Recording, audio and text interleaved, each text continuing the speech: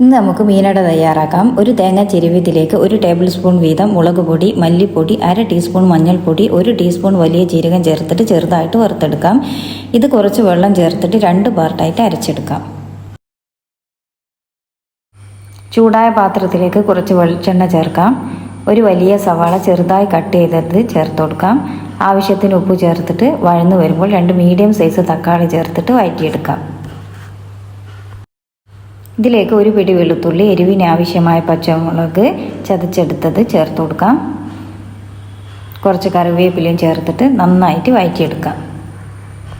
ഇത് നന്നായി വഴന്നു വന്നിട്ടുണ്ട്. ഇതിലേക്ക് നേരത്തെ അരച്ചു വെച്ച തേങ്ങൻ്റെ മിക്സ് ചേർത്ത് കൊടുക്കാം.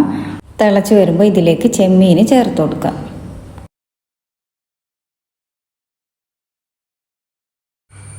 ഇനി ഇതേപോലെ വെള്ളം നന്നായി വറ്റിച്ചെടുക്കണം. ഇത് 2 കപ്പ് വെള്ളക്കുറുവൻ്റെ അരി തിളച്ച വെള്ളത്തിൽ 4 മണിക്കൂർ കുതിർത്തെടുത്തതാണ്. നന്നായി കഴുകി വെള്ളം കളഞ്ഞ ശേഷം ഇതിലേക്ക് 1 മുറി തേങ്ങ ചിരവിയതും 1 സവാള, 1 ടേബിൾ സ്പൂണ് പെരിഞ്ജീരകവും ആവശ്യത്തിന് ഉപ്പും ചേർത്തിട്ട് തരിതരിപ്പായി അരച്ചെടുക്കാം. ഇനി ഇതിലേക്ക് ഒറോട്ടിപ്പൊടി ചേർത്തിട്ട് കുഴച്ചെടുക്കാം.